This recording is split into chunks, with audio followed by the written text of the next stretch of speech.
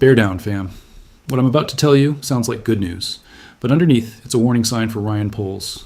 A pass rusher on a $76 million deal is sending signals he wants out, and the Bears are watching that open door real close. In 60 seconds, I'll explain why this one could be different from Max Crosby and Vita Vea. On top of that, forget everything you thought you knew about why the Bears are leaving Illinois, because Mark Gannis just broke the official story wide open and pointed straight at Springfield. And we close it out with Brad Biggs, who's got a hunch about Ozzie Trapilo that could change Ben Johnson's plans for the offensive line before week 1. Bear down, fam. Let's get into it. Let us break this one down piece by piece, because this story has layers, and I do not want y'all to miss them. Start with the player. Josh Sweat signed a 4-year, $76.4 million deal with the Arizona Cardinals in 2025. He did it because his former defensive coordinator in Philadelphia, Jonathan Gannon, was the head coach in Arizona at the time. And Sweat wanted to reunite with him. That makes sense. That is a veteran betting on a system and a relationship he already trusted, not just chasing the biggest check. And on the field, it worked. Sweat put up 12 sacks, a career high for him. But while the player was balling out individually, the team collapsed to a 3-14 record. And in seasons like that, somebody pays the price. In this case, it was Gannon, fired, and now he is the defensive coordinator for the Green Bay Packers. Here's where it gets interesting. According to local reporting out of Arizona, confirmed by Harrison Graham of Bears Now, Sweat did not take his coordinator getting fired well. There were whispers that behind the scenes he requested a trade. He skipped OTAs. He showed up to mandatory minicamp, but with a supposed minor knee thing that, according to the Cardinals, was not going to keep him from being ready for training camp. Well, we are 3 weeks into camp, and Sweat is still on the PUP list. Same mystery knee. No real update on his status, and he has not practiced in an official capacity a single time since new head coach Mike LaFleur took over the program. For anybody who has followed enough football, that does not sound like an injury. That sounds like a guy who does not want to be where he is. And Graham says it flat out. He thinks it is a smokescreen. And that at some point, either before week 1 or before the November trade deadline, the Cardinals activate him off PUP and move him. It's a signal that the Bears are interested in opportunities, Graham said, talking about the whole pattern of this offseason, not just this one rumor. And that pattern is exactly what I want us to take seriously. Because this is not the first time the Bears' name has been attached to an impact pass rusher this summer. Before this, it was Max Crosby. We know, according to Jordan Schultz and Mike Garafolo, 2 of the most trusted insiders in the league, that Chicago was in on that conversation to some degree. We also know they were behind Vita Vea. Neither one of those trades got done. So the question I am asking myself, and that y'all should be asking too, is this: why should I believe this one actually closes? And let me be honest about where I stand, because this already burned me once this summer. When the Crosby thing came out, I got too excited. When the Vea thing came out, I got excited all over again. And both times, I watched the rumor just quietly fizzle out. No announcement, no statement. It just disappeared from the conversation. So I am not doing that again with Sweat without laying out the full context first. What is actually different here, compared to Crosby and Vea, is that Sweat has a concrete, documented reason to want out. It is not just that the Bears want him, it is that he probably does not want to be in Arizona anymore. That is a completely different level of leverage. With Crosby and with Vea, Chicago depended entirely on the owning team deciding to sell.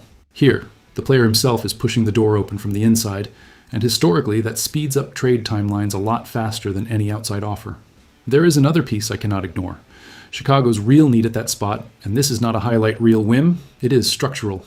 Last week, in the 27-9 loss to the Bengals, we saw the same warning signs again.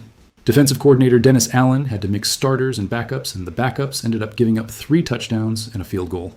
This is not a new problem. Last season, this defensive line's get-off average finished last in the entire league, last out of 32 teams. That means at the exact moment of the snap, this unit is consistently getting there late, and no amount of disguise or blitz packages that Dennis Allen draws up covers up a get-off problem if you do not have the right athlete executing it. So when Poles goes out and looks for an impact pass rusher for the 3rd time in the same offseason, that is not a bored front office being cute. That is a structural need the roster has not solved yet with the pieces already inside the building. Now, the honest comparison I have got to make for you: Green Bay wants Sweat too, and with a stronger argument than Chicago has.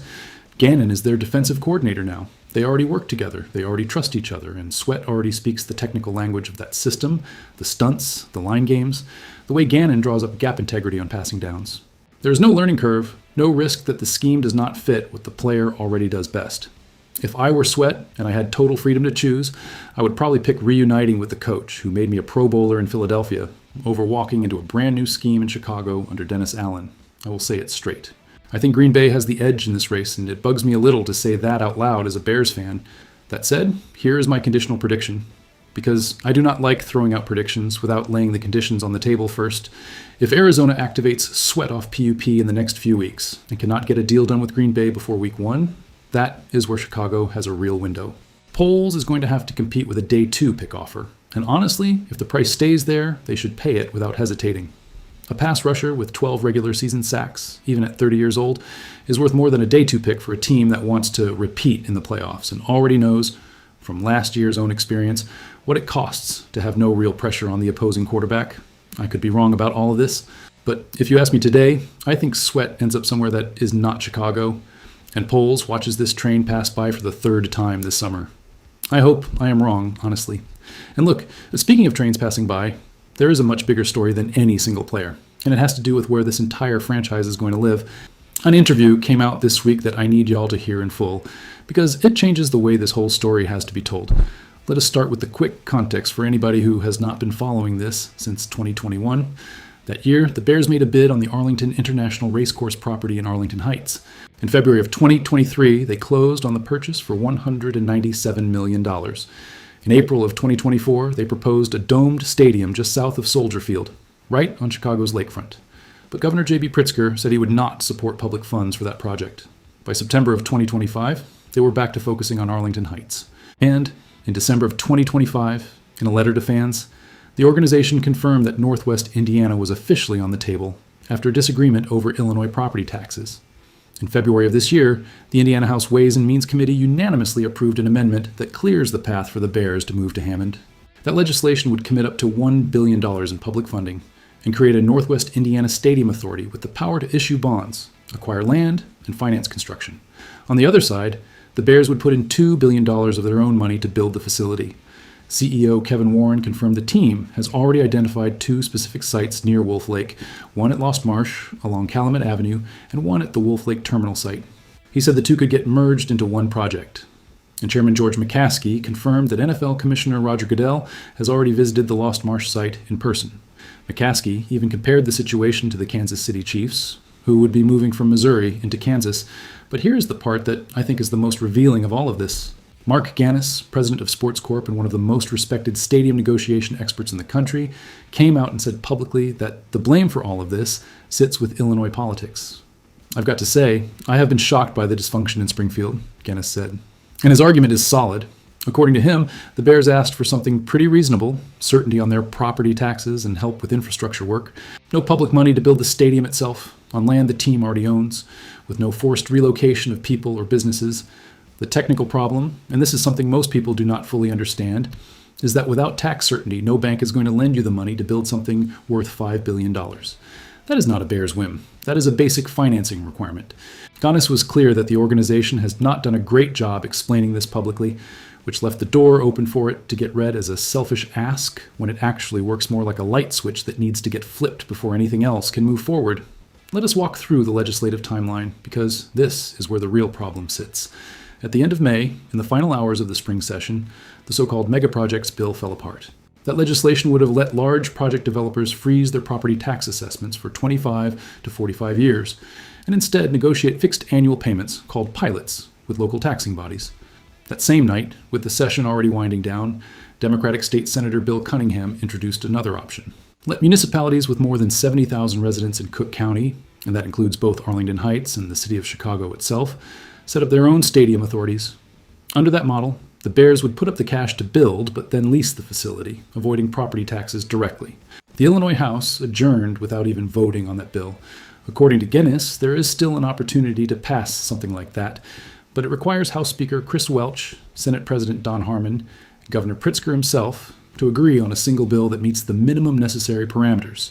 And he added something that I think is the sharpest line in the whole interview, that it is not the Bears' job anymore to tell lawmakers what they want, because they have been doing exactly that for 2 years. Now, the part that genuinely got under my skin. Gannis went directly at Chicago Mayor Brandon Johnson, saying the Bears wasted a year and a half working with him without getting anything done, either in Springfield or in the city itself. And he went even further. He named Stacey Davis Gates, president of the Chicago Teachers Union, as arguably the most powerful figure in Illinois politics on this entire issue. According to public reporting, the CTU and the Illinois Federation of Teachers opposed the mega projects bill because, in their view, it did not go far enough to support public schools. And that opposition was part of why the bill ended up dying in those final hours. Here I have to show you the other side, because this did not go unanswered. Pat Brady, former chairman of the Illinois Republican Party, came out and directly questioned Gannis's claim. He said he is not sure that is true, and that the real buzz in Springfield actually points more toward the Bears carrying more of the blame in this process than any other player. Former Alderwoman Leslie Hairston was even sharper. If Gates really had the power Gannis is giving her credit for, she said, we would already have a deal, and we would not be having this conversation today. So this is not a closed case. This is a real dispute between people who know Springfield from the inside, and I'm not going to tell you Gannis is 100% right just because his argument hits harder emotionally as a frustrated fan. The fair thing is for y'all to know there are serious voices saying the exact opposite. My personal take, with all the humility this requires, I think there is truth on both sides. I think Springfield failed to get its act together in time. That feels undeniable, given the clock we just watched run out. But I also think the Bears spent too long betting on a relationship with Brandon Johnson that was probably never going to produce real political results, and that lost time cost them on the legislative clock. What I can tell you without hesitating is this.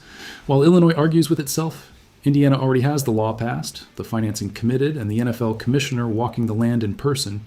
That is not a small detail. That is a clear signal of which way this whole thing is leaning, and I think Illinois is running out of real time to reverse it. And look, fam, if the stadium story left you with that bitter taste of politics ruining something good, stick around. Because the last story of the day is also about forced patience, just for completely different reasons. Let us get into the offensive line, something I have been covering for weeks on this channel because, to me, it is the most fragile piece of this whole roster heading into 2026. The context. Ozzy Trapilo suffered a ruptured patellar tendon during the playoff loss to the Green Bay Packers. That is a serious injury, the kind that typically costs you a full season or close to it. He was recently taken off the PUP list and has returned to practice the last few days, which by itself is already good news after damage that severe.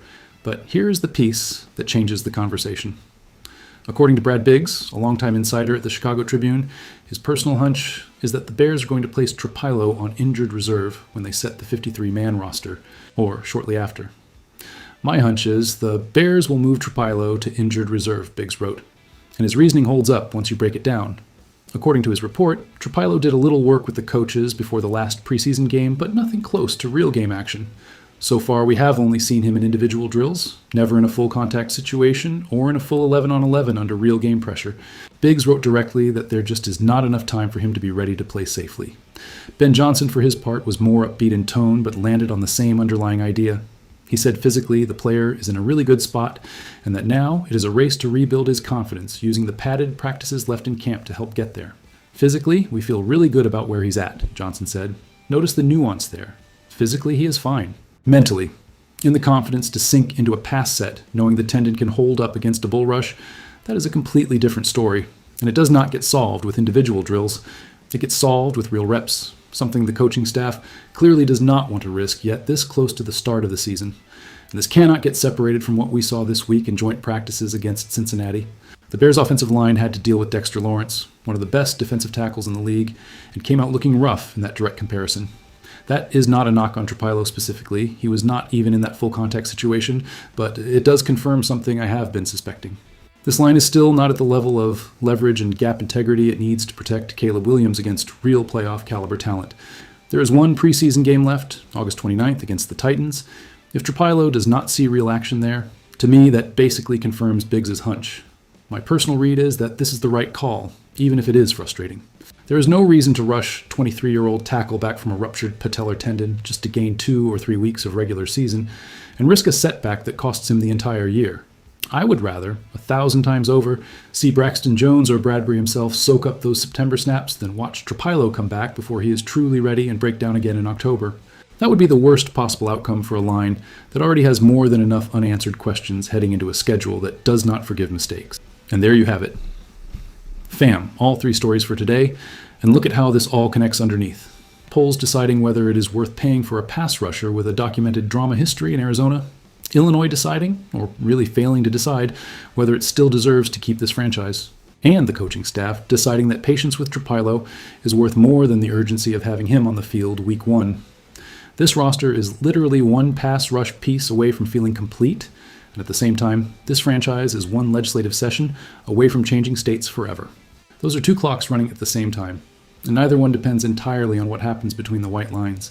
I could be wrong about several of my reads today, and I will admit that without any drama. But if you ask me what actually keeps me up at night as a fan, it is not sweat and it is not Trapello.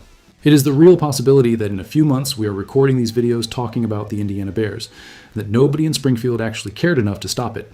Bear down, always. If this video gave you something, drop a like, subscribe, and tell me down below, do you trust more that Sweat ends up in Chicago or that the stadium stays in Illinois? Because me, today, I'm not betting hard on either one. See y'all in the next one.